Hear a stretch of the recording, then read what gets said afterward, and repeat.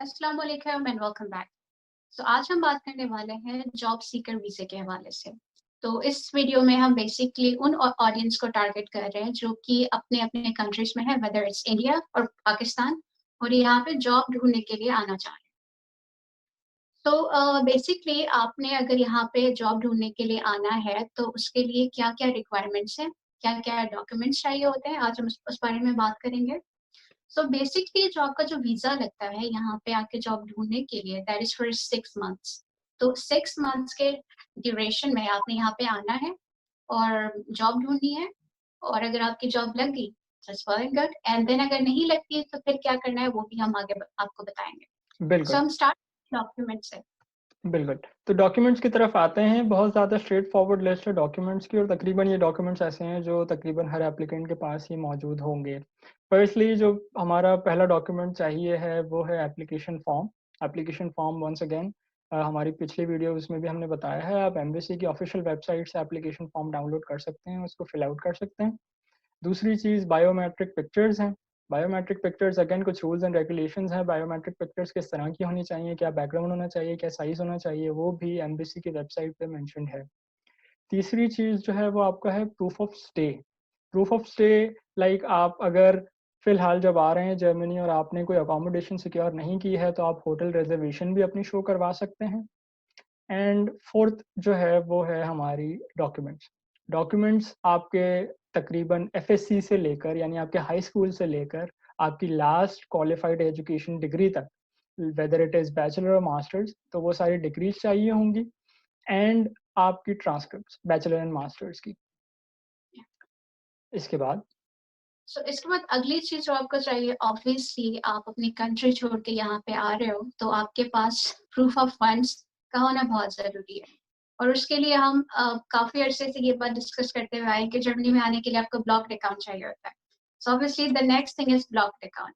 तो जॉब हुँ, सीकर वीज़े के लिए भी आपको यहाँ आने से पहले जर्मनी के किसी बैंक के अंदर एक ब्लॉक्ड अकाउंट खोलना पड़ता है। अगर क्योंकि ये वीज़ा आपका सिर्फ़ 6 मंथ्स के लिए है, तो आपकी जो ब्लॉक्ड अमाउंट है, वो है 5,634 यूरोज़। इट मीन्स कि आपका जो जर्मन बैंक है, उसके अंदर इतने अ, ये अमाउंट आपके 6 मंथ्स के लिए ब्लॉक हो जाएगी, और आप आई गेस मंथली सिर्फ़ 939 यूरोज़ निकाल सकते हैं इससे। लेकिन make sure when you transfer आप थोड़े से ज़्यादा पैसे ट्रांसफ़र कीजिएगा, बिकॉज़ यहाँ के जो बैंक्स हैं उनकी भी कुछ फ़ी होती है। अब जो ब्लॉक्ड अकाउंट है, इसको खोलने के लिए भी आपके पास बहुत ज़्यादा ऑप्शंस हो सकते हैं। ज़्यादा नहीं, आई मीन 3 और 4 आई गेस ऑप्शंस हैं सो फार, हुँ, कि आपका डॉइचे बैंक हो गया, फिनटीवा हो बिल्कुल, गया, एंड आई गेस आजकल यूबीएल का भी कोई ऑप्शन है। सो बिल्कुल। आप ऑप्शन को आप चूज़ करना चाह रहे हैं, वो डिपेंड करता है आपके पास टाइम ड्यूरेशन कितना है।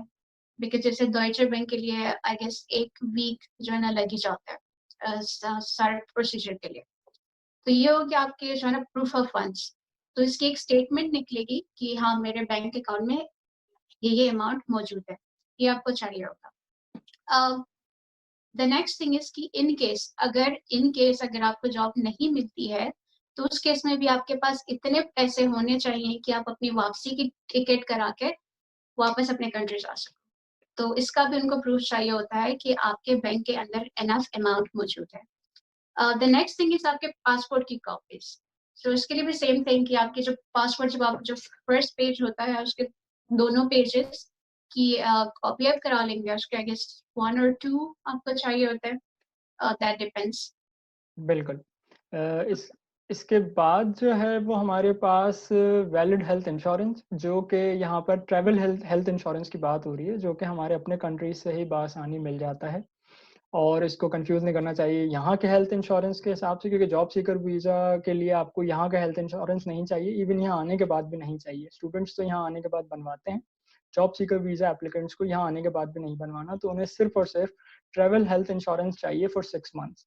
और वो स्टार्ट होना चाहिए आपकी जो टिकट की डेट होगी, जो फ्लाइट की डेट होगी, उससे स्टार्ट होना चाहिए। तो फ्लाइट की डेट और आपके जो ट्रैवल हेल्थ इंश्योरेंस की स्टार्टिंग डेट है, those 2 should be the same. अच्छा, इसके बाद अगला जो हमारा डॉक्यूमेंट रिक्वायर्ड है, वो आपको इन्फॉर्मेशन देनी है अगर आपका कोई वीज़ा रिफ्यूज़ हुआ है। Whether it is job seeker visa या whether it is any other visa, student visa maybe, तो आपको उसकी भी साथ-साथ जो है वो इन्फॉर्मेशन देनी है। देन जर्मनी के किसी वीज़ा के लिए आप जब डॉक्यूमेंट सबमिट करवाते हैं तो कुछ डिक्लेरेशंस होती हैं, डिक्लेरेशन फॉर्म्स होते हैं, वो अगेन आपको जो है वो एम्बेसी की वेबसाइट पे मिल जाएँगे, लिंक हम नीचे दे देंगे डिस्क्रिप्शन में, तो आप बआसानी वहाँ पर जाकर डाउनलोड कर सकते हैं फॉर्म्स। एंड फाइनल जो आपका डॉक्यूमेंट होगा और वो इस्लामाबाद एम्बेसी स्पेसिफिक है, जो लोग इस्लामाबाद एम्बेसी अप्लाई कर रहे हैं कि उनको अपॉइंटमेंट ईमेल अपने साथ लेकर जानी है। तो ये डॉक्यूमेंट्स जो है इन टोटल आपको चाहिए होंगे। इसकी लिस्ट डिस्क्रिप्शन में मौजूद होगी और लिंक भी डिस्क्रिप्शन में मौजूद होगा। आई थिंक एक एक लास्ट बात हम लोग लैंग्वेज रिक्वायरमेंट्स की भी बात करते हैं बिकॉज़ काफ़ी लोग इस बारे में भी पूछ रहे होते हैं।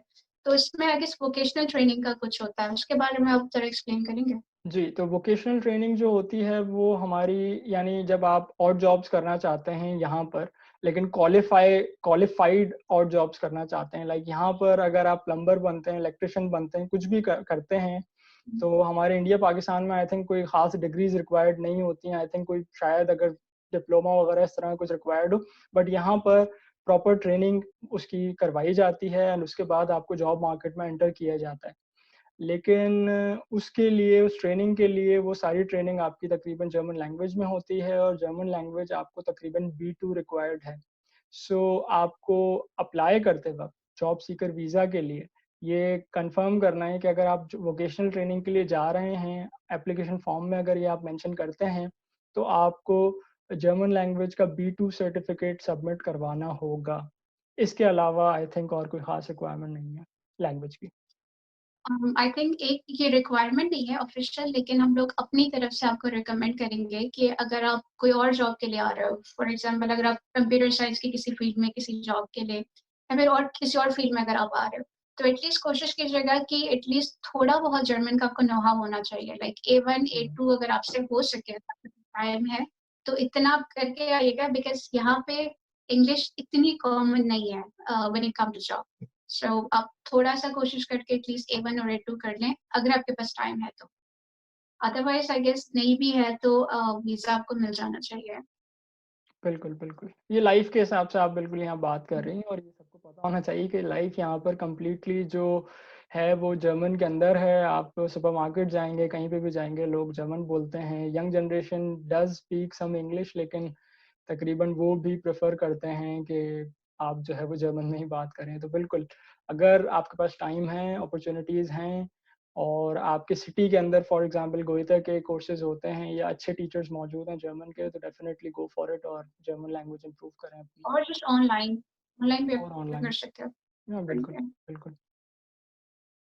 सो आई गेस दैट्स इट। अगर हुँ, स्टिल आपके पास क्वेश्चंस वगैरह हैं, तो आप नीचे कमेंट्स में मेंशन करें, तो हम कोशिश करेंगे आपको जो है ना वहीं पे रिप्लाई कर सकें। सो फिलहाल के लिए बस इतना।